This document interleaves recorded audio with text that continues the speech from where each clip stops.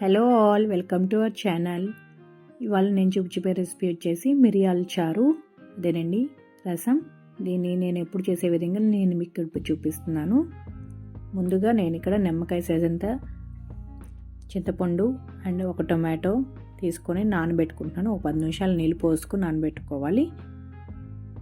ఇది నానేలోపు ఇప్పుడు మనం మిరియాల చారులోకి పౌడర్ చేసుకుందాము. 1 స్పూన్ జీలకర్ర, 1 స్పూన్ మిరియాలు, 1 స్పూన్ ధనియాలు, 1 ఇంచు అల్లం ముక్క నేను కట్ చేసుకొని వేసుకున్నాను. ఒక 6 రెమ్మలు వెల్లుల్లి వేసుకొని కొంచెం కచ్చాపచ్చాగానే గ్రైండ్ చేసుకోవాలి. చింతపండు నానింది. ఇప్పుడు మనము టొమాటో చింతపండుని బాగా పిసుక్కోవాలి, గుజ్జులాగా వచ్చేలాగా. ఇది పిసికిన తర్వాత స్టవ్ ఆన్ చేసుకొని ఒక గిన్నె పెట్టుకొని అందులో 1 స్పూన్ ఆయిల్ వేసుకోవాలి. ఆయిల్ హీట్ అయిన తర్వాత 1/2 స్పూన్ జీలకర్ర, 2 ఎండుమిర్చి, మనం పౌడర్ చేసుకొని పెట్టుకున్న రసం పౌడర్ ఉంది కదా, అది వేసుకొని కొంచెం కలపెట్టుకోవాలి.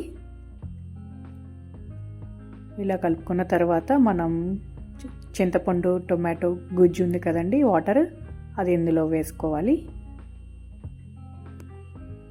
ఇందులో పోసుకున్న తర్వాత 1 లీటర్ వాటర్ యాడ్ చేసుకోవాలి.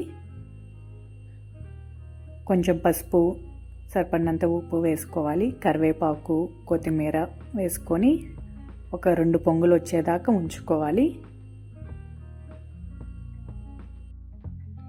ఈ మిరియాల చారు అనేది మా ఇంట్లో రోజు ఉండాల్సిందే. మా మామయ్య గారు రోజు అడుగుతారు.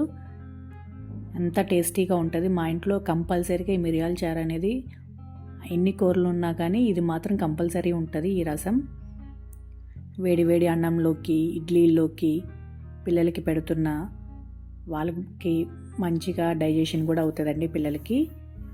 మీరు కూడా ట్రై చేయండి. ఎలా వచ్చిందో నాకు కింద కామెంట్ సెక్షన్లో షేర్ చేసుకో. అన్నంలో కాకపోయినా గ్లాస్లో పోసుకొని తాగేసేయచ్చు. అంత టేస్టీగా ఉంటుంది ఈ రసం. నా వీడియో కనుక మీకు నచ్చినట్టయితే లైక్ చేయండి, షేర్ చేయండి అండ్ సబ్స్క్రైబ్ చేయండి. Thanks for watching.